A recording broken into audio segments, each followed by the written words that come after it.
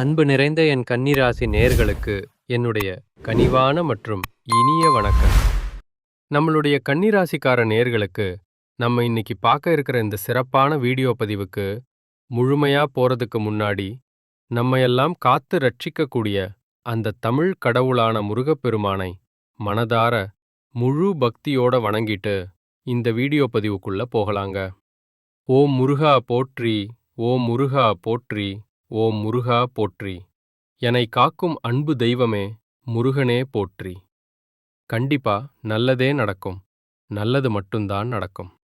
பொதுவாவே நம்மளோட கன்னிராசிக்காரங்கள பத்தி சொல்லணும்னா, இவங்க உண்மைக்கு புறம்பா எந்த காலத்திலையும் எந்த ஒரு செயலையும் செய்யவே மாட்டாங்க.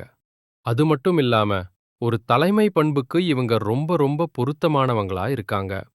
எப்பவுமே மெதுவாக, நிதானமாக, ஆனா நிச்சயமாக வாழ்க்கையில ஜெயிக்க போறாங்க, வாழ போறாங்க நம்மளோட கன்னிராசிக்காரங்க. தன்னை யாராவது இருக்காங்கன்னா அது எல்லாம் இவங்க தாங்க. இவங்கள பொறுத்த வரைக்கும் தான் மட்டும் நல்லா இருக்கணும், தனக்கு மட்டும் எல்லாம் கிடைக்கணும் அப்படிங்கிற அந்த சுயநலம் எல்லாம் துளி கூட கிடையாதுங்க. தன்னை சுத்தி இருக்கிற எல்லோருமே நல்லா இருக்கணும், எல்லாரும் சந்தோஷமா இருக்கணும் அப்படிங்கிற ஒரு உயர்ந்த பொதுநல குணத்தோட தாங்க இவங்க வாழ்ந்துகிட்டு இருக்காங்க.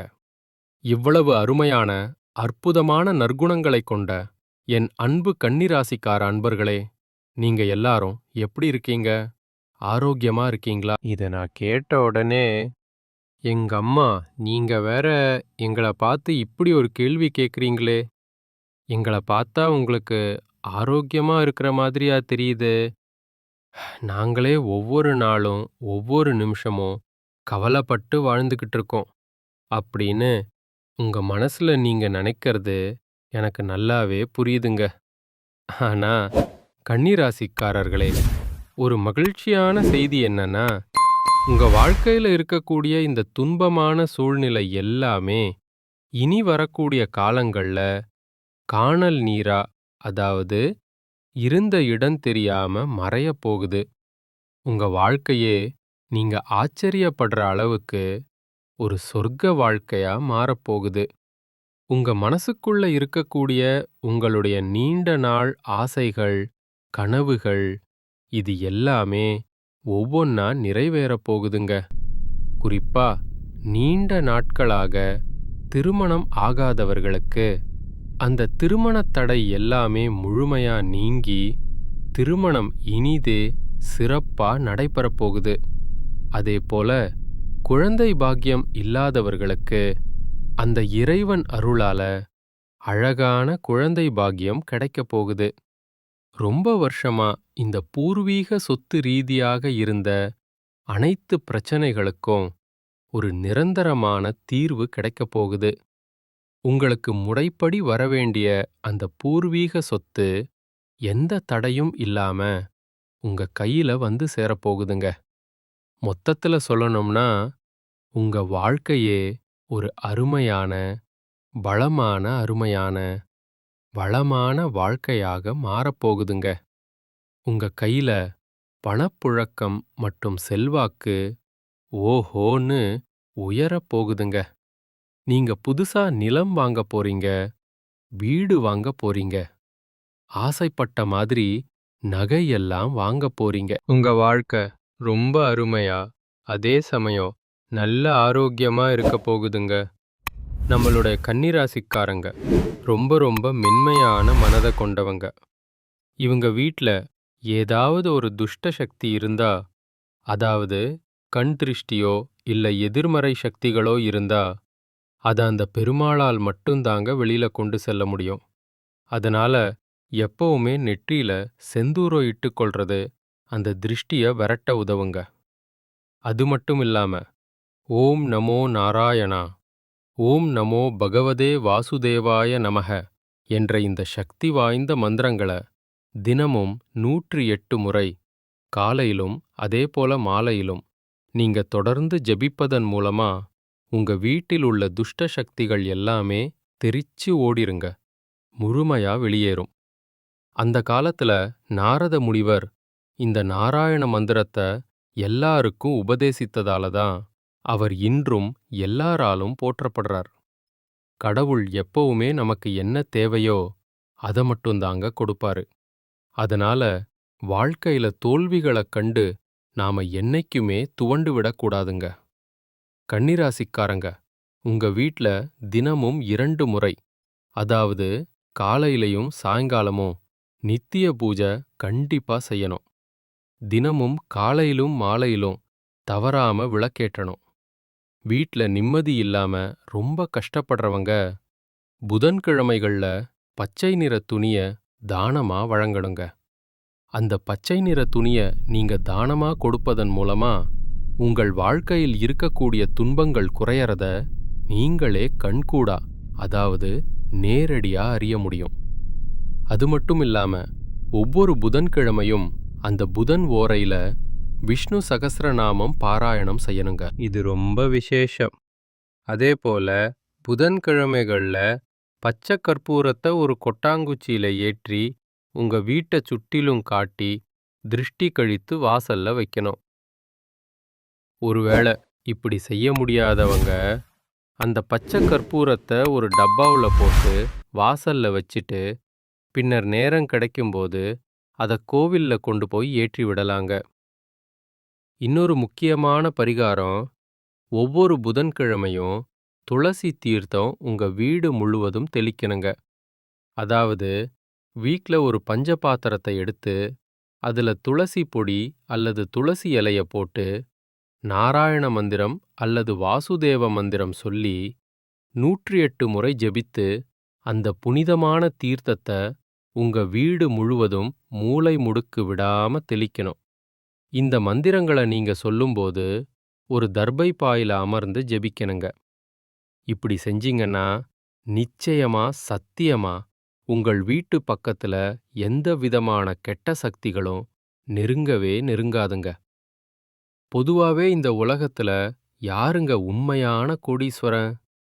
கோடி கோடியா பணம் வச்சிருக்கிறவங்களா? இல்ல தனக்கு பிடிச்ச உணவுகளை எல்லாம் வாங்கி சாப்பிடுறவங்களா? இல்ல பிடிச்ச உறவுகள் கிட்ட எப்பவும் பேசுறவங்களா? இல்லங்க, இல்லங்க. இதுல யாருமே உண்மையான கோடீஸ்வரன் கிடையாதுங்க. யார் ஒருத்தவங்க எந்த விதமான நோய் நொடியும் இல்லாம, மனசுல எந்த விதமான மனக்கவலையும் இல்லாம, ராத்திரி படுத்தா நிம்மதியா தூங்குறாங்களோ, அவங்க தாங்க இந்த உலகத்திலேயே சிறந்த கோடீஸ்வரன். அப்படிப்பட்ட ஒரு நிம்மதியான, சிறந்த கோடீஸ்வரன் ஆகக்கூடிய யோகம் உங்களுக்கு இந்த மாதம் அமைஞ்சிருக்குதுங்க. உங்க வாழ்க்கையில இனி வரக்கூடிய காலங்கள்ல கவலை, கண்ணீர் அப்படிங்கிற பேச்சுக்கெல்லாம் ஒரு துளி கூட இடம் கிடையாதுங்க. இது நாள் வரைக்கும் உங்களுடைய மனசில் இருந்த அந்த பாரங்கள், மனக்கவலைகள் எல்லாம் இனி வரக்கூடிய காலங்கள்ல இருந்த இடம் தெரியாம காணாம போக போகுதுங்க. நீங்க ரொம்ப ரொம்ப சந்தோஷமான ஒரு ஆரோக்கியமான வாழ்க்கைய இனி வரக்கூடிய காலங்கள்ல வாழ போறீங்க, அனுபவிக்க போறீங்க.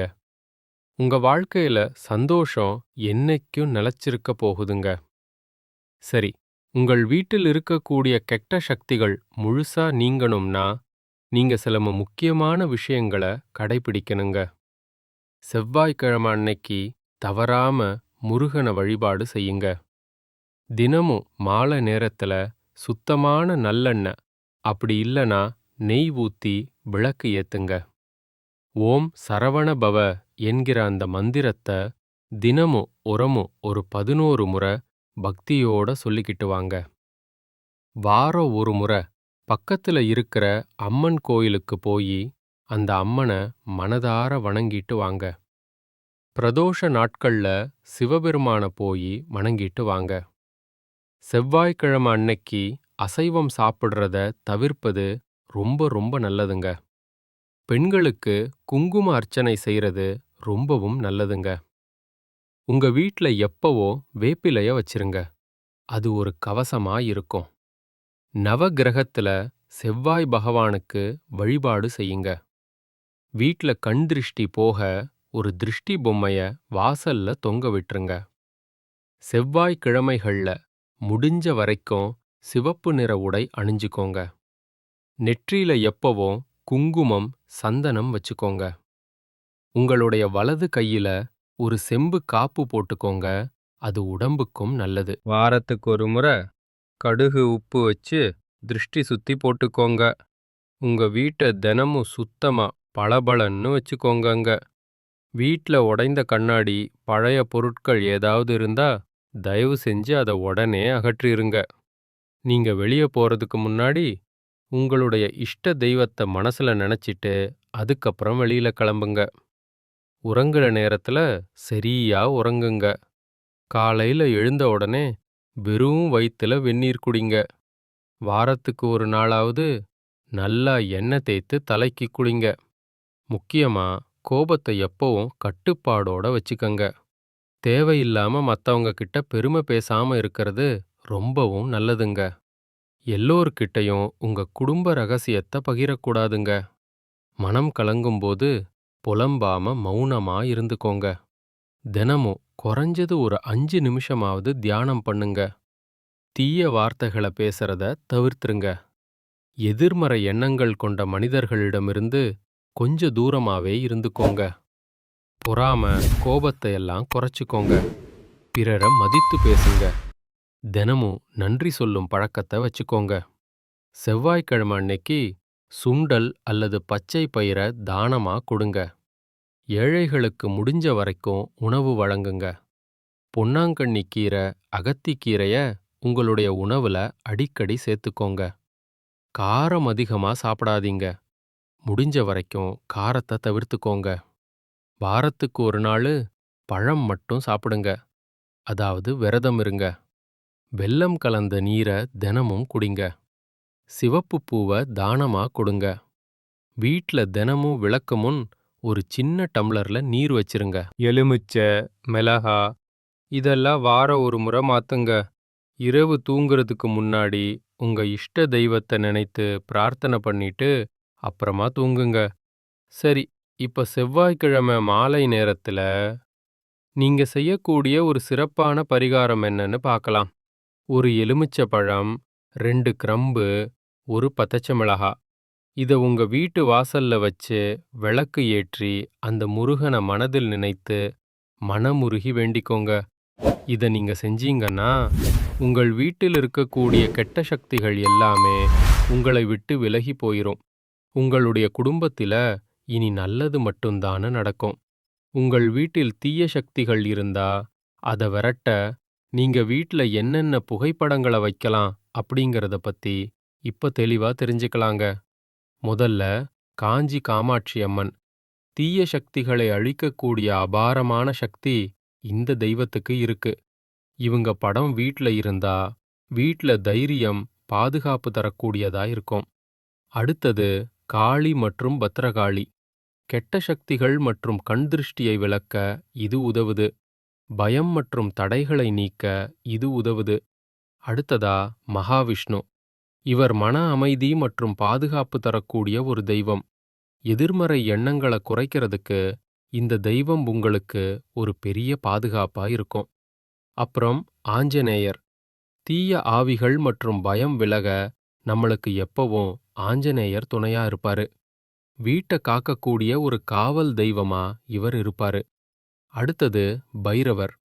இவர் இரவு நேரத்துல வரக்கூடிய எதிர்மறை சக்திகளை விளக்கக்கூடியவராயிருக்காரு. வீட்டு சுற்றுப்புற பாதுகாப்புக்கு பைரவர் எப்பவும் பாதுகாப்பா இருப்பாரு. நரசிம்மர். தீய சக்திகளை முற்றிலும் அழிக்கக்கூடிய மிகப்பெரிய சக்தி இவருக்கு இருக்கு. சக்தி வாய்ந்த பாதுகாப்பு தெய்வமா இவர் இருக்காரு. கடைசியா சாய்பாபா. இவர் மன அமைதியை அளிக்கக்கூடிய தெய்வமா இருக்காரு. தீய எண்ணங்கள், கவலைகளை விளக்க இவர் உங்களுக்கு துணையாயிருப்பாருங்க. வடகிழக்கு மூலையில நீங்க இந்த தெய்வ புகைப்படங்களை தாராளமா வைக்கலாங்க. அப்படி இல்லனா கிழக்கு அல்லது வடக்கு சுவர் இருக்கிற இடத்துல நீங்க தெய்வ புகைப்படங்களை வச்சீங்கன்னா அந்த தெய்வ அருள் முழுமையா உங்களுக்கு கிடைக்குங்க. நம்மளோட கன்னிராசிக்காரங்க எப்போதுமே மனசுல யோசிச்சுட்டு இருக்கிற ஒரே ஒரு விஷயம் ஒன்று இருக்குதுங்க. ஏன் நான் இவ்வளவு புத்திசாலியா இருக்கேன்? அப்படி நான் புத்திசாலியா இருந்தோம் ஏன் என்னால வாழ்க்கையில ஜெயிக்க முடியல? அப்படிங்கிற கேள்வி உங்க மனசுல ஓடிக்கிட்டே இருந்திருக்குங்க. அந்த கேள்விக்கான பதில யார்கிட்ட கேட்கணுங்கிறது தெரியாம நீங்க இத்தனை நாளா முழிச்சிட்டு இருந்திருப்பீங்க. ஆனா, அந்த கேள்விக்கான பதில நான் இப்போ உங்களுக்கு சொல்லப் போறேங்க. வாழ்நாள் முழுவதும் கன்னிராசிக்காரங்க ஏன் கஷ்டப்படுறாங்கன்னு பாத்தீங்கன்னா, இவங்க கிட்ட புத்திசாலித்தனம் இருந்தும் ஏன் முன்னேறாம இருக்காங்க அப்படின்னு பாத்தீங்கன்னா, இவங்க எந்த ஒரு விஷயமா இருந்தாலும் ரொம்ப அதிகமா யோசிப்பாங்க, ஓவரா சிந்திப்பாங்க. அது மட்டும் இல்லாம, யார் என்ன சொன்னாலும் அத பத்தி தீர விசாரிக்காம அவங்க சொல்றத பட்டுன்னு நம்பிருவாங்க. இதுதாங்க இவங்க வாழ்க்கையில இருக்கக்கூடிய முக்கிய பிரச்சனையே. பண விஷயத்துல கன்னிராசிக்காரங்களே, நீங்க கொஞ்சம் சிக்கனமா இருக்கணும். சரியான நல்ல திட்டமிடல் இருக்கணும். நீங்க நல்லா தான் பணம் சம்பாதிக்கிறீங்க. ஆனா நீங்க எப்படி கஷ்டப்பட்டு பணத்தை சம்பாதிக்கிறீங்களோ, அதே மாதிரி பணத்தை தண்ணி மாதிரி செலவு பண்ணிடுறீங்க. கையில சேமிப்பு இல்லாம போனாலே கதை முடிஞ்சு போச்சுங்க. எல்லாமே பயங்கர பண கஷ்டத்த நீங்க சந்திச்சு அவதிப்படுறதுக்கு வாய்ப்பு இருக்கு. ராகு, சனி, செவ்வாய் இவங்க எல்லாம் அப்பப்ப அவங்க நேரங்காலம் வரும்போது சில சோதனைகளை கொடுத்துக்கிட்டு இருப்பாங்க. அந்த நேரத்துல நீங்க கஷ்டப்படக்கூடிய சூழ்நிலை வருதுக்கு வாய்ப்பு இருக்கு. அதனால முன்கூட்டியே நீங்க கொஞ்சம் எச்சரிக்கையா இருந்துக்கோங்க. பண விஷயத்துல கொஞ்சம் ஜாக்கிரதையா இருந்துக்கோங்க. கண்டிப்பா உங்களுக்கு நல்லதே நடக்கும். நல்லது மட்டும்தான் நடக்கும். நன்றி, வணக்கம்.